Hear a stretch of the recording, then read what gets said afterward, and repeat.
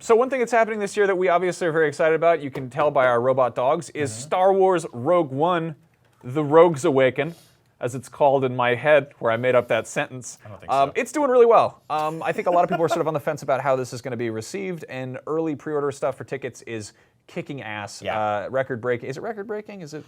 Yes, it is. It is. Especially for like, well, so the interesting thing that we're going to drill into right here is that Rogue One is smashing records for 2016. The one thing it can't beat in all of time is its older brother, Star Wars. Force Episode Awakens, 7. yeah. So, So we got, for movie tickets, Rogue One's first 24 hours outstrips their sales for Suicide Squad, Deadpool, and Doctor Strange. yeah, Deadline. Suck it, superheroes. Deadline put together a piece that we're pulling a lot of these quotes from, so shout out to those guys. Obviously phenomenal year for movies, incredibly lucrative year for movies, incredibly lucrative year for Disney. Yeah. IMAX has reported that Rogue One is their second highest day of pre-sales, which means it ranks behind the 6.5 million tracked up by Force Awakens' first 24-hour sales a year ago. Star Wars has always been kind of almost a tech demo, like it's been a sizzle reel of just, here's the finest special effects in the universe right now, and IMAX is a great way to kind of demo that, so, I think with Rogue One as well, I think it's doing way better than I gave it credit for, because I think I've still had to answer questions. I just did over Thanksgiving break of like, what is that movie? Yeah. Who's in that movie? When does it take place? Like, is the ball in it? They're still going to see it. They'll figure it out. Yeah. Meanwhile, over at Fandango, the company reports extraordinary demand for tickets to Rogue One, a Star Wars story. Within minutes of going on sale, we sold hundreds of thousands of tickets. We pre-ordered it, obviously, because we got brain problems, but How was that process for you, by the way? Was it like, because I noticed with like the Alamo website that went down, Movie Phone was crashed for a little bit. It's always a mess. I love that Alamo, for pre-ordering tickets on there, they put you in a queue with everyone else in the country for their entire chain, which I felt like maybe was sort of a bad setup.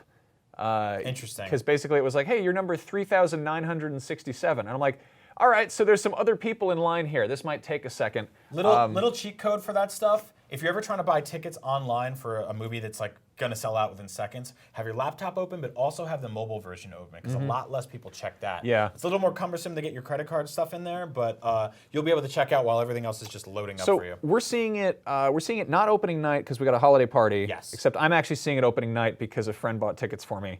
Because you don't care about this company. I'm a real shill. I like the Star Wars. But no, I'm still gonna go to the holiday party. I'm gonna show up and be real excited and get drunk for free. It's gonna be great. But no, we're seeing it twice opening weekend? Friday night and Sunday morning. Yeah, it's gonna be great. Two different theaters. It's Star Wars. It's awesome.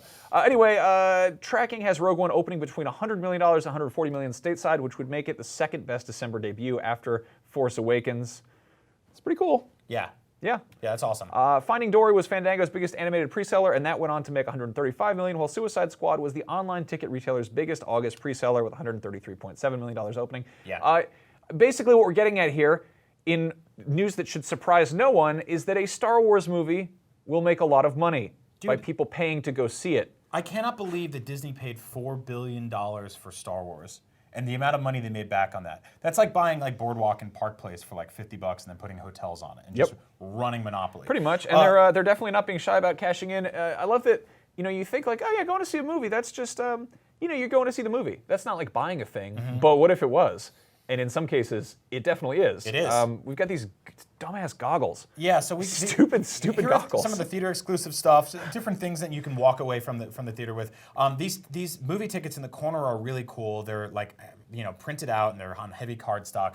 Up in the upper left, obviously, you've got these funny 3D goggles you can wear. Stupid goggles. In the lower left, this is really cool. It's actually becoming sort of a tradition for us. Is that this art site called Mondo makes pint glasses for Star Wars movies. We have them from Force Awakens, and now we're going to pick them up on Sunday morning for the ones for Rogue One. It's going to be weird as hell, I don't know, in a decade, if Disney's doing this every year and I continue to have the same issue going to this every year, I'm going to have like an entire cupboard full of Star Wars cups. Like, that's going to be all of it. That's my secret, is like little by little, my wife's not going to notice. I'm going to start taking stuff out of the kitchen and replace it with Star Wars stuff.